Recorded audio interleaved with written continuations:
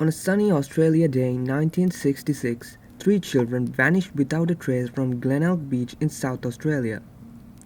Their disappearance sparked one of the most enduring mysteries in Australian history. Today, we delve into the tragic story of the Beaumont children and the unanswered questions that still haunt us. The Beaumont family consisted of mother Nancy, father Jack, and the three children Jane, age 9, Anna, 7, and little Grant, just 4 years old. They were a close knit family living in Adelaide, enjoying the typical suburban life. On the surface, everything seemed perfect, but that would all change on one fateful day.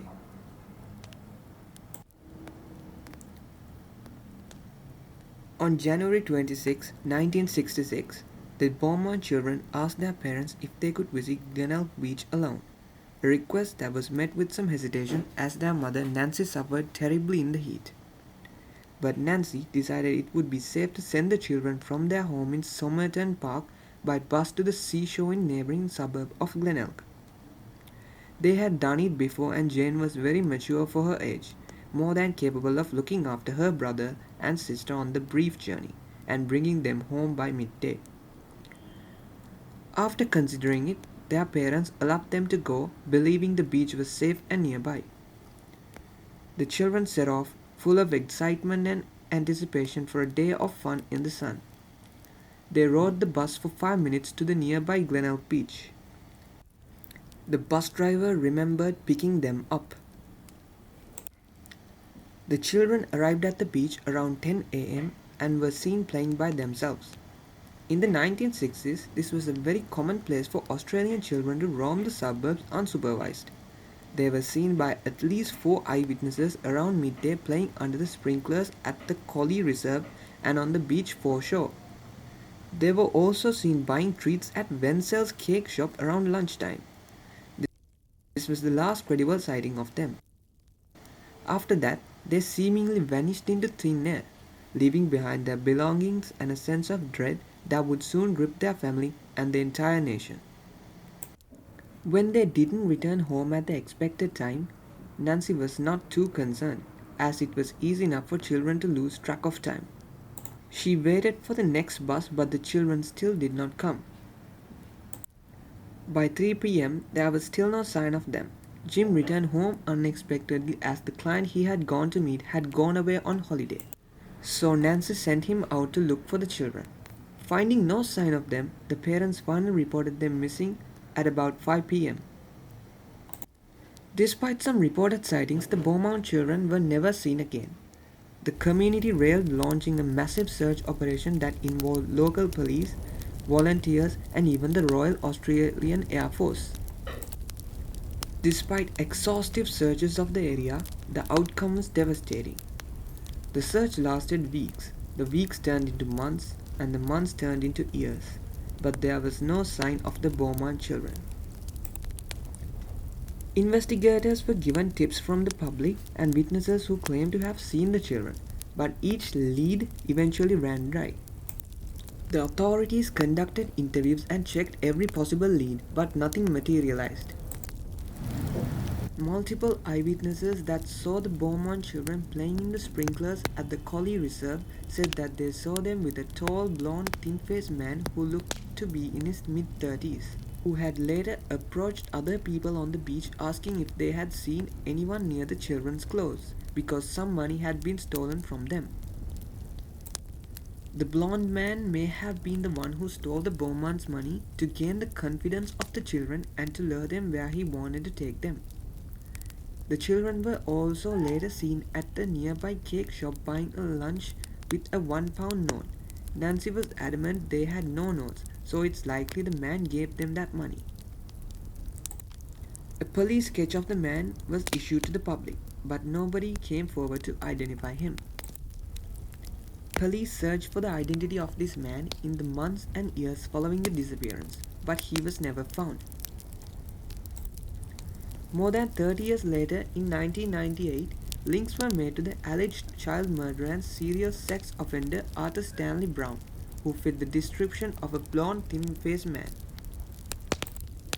He had been arrested and charged with the 1970 murders of the Mackey sisters on the Flinders Highway in Queensland. He was 86 at the time of his arrest, and his picture was everywhere in the media. His likeness to the police sketch was undeniable. South Australian police investigated this lead but could not find any concrete evidence to suggest he was involved with the disappearance of the Beaumont children or that he was even in Adelaide at the time. The baffling disappearance sparked many strange theories and led to some desperate attempts to revive searchers. One such happened in 1966 when Dutch psychic Gerard Crozet came to solve the mystery. His visit and expenses paid by the prominent South Australian real estate developer Con Polites. Crozet arrived in November. The police did not meet him and the Beaumont parents turned down an invitation to dine with him. But crowds greeted Crozet when he visited the beach, where the children disappeared. He declared the children had not been kidnapped but had been trapped below the concrete floor of a warehouse that was being built. The police accompanied him to the warehouse, but with only the word of a psychic, there was no way they would get a warrant to dig. The public were less skeptical and began taking up donations to pay for the excavation, but Crozet left the country without a result. In 2013, nearly 50 years later, a new suspect. A high-profile media investigation named a local Adelaide businessman, Harry Phipps, as a potential suspect. He was accused by his son, Hayden, who was 15 years old when the children went missing, and claims he saw them at his family home in Glenelg. The Phipps home was just up the road from the Collie Reserve where Beaumont children were seen playing with a man in the sprinklers. Two workers also came forward saying Mr. Phipps had paid them to dig a hole at a factory site in the days following 26 January 1966. This information led to a search of the new Castelloy factory in the suburb of North Plympton, which used to be owned by Phipps. But the search failed to uncover anything. The police returned in 2018 and excavated the site, but again did not find anything linking the site to the missing children. Just weeks after the major excavation failing to solve the more than 50-year-old mystery of the missing Beaumont children, a son of person of interest, Harry Phipps, has broken his silence. Wayne Phipps, 63-year-old, the only surviving son of the businessman, is proclaiming his late father's innocence. Mr. Wayne Phipps has told the News Corp Australia that claims made by his older brother, Hayden, regarding their father's involvement in the abductions were fabricated and untrue. This is wrong. It's hurting those who I care about and the memory of those who I cared about. Mr. Phipps told the Sunday Mail, "We loved Harry and believed in his innocence." For years, Nancy and Jim held out hope, only to despair when each new lead came to a dead end. The couple later separated. Nancy, a quiet, shy woman, passed away at the age of 92, without ever learning the truth of what happened to her missing children. The disappearance of the Beaumont children profoundly impacted Australian society.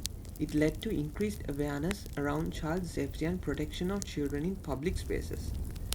Parents became more cautious and various child safety initiatives emerged in the years that followed. Even decades later, the Beaumont case remains a poignant reminder of the importance of vigilance and community support in protecting our children.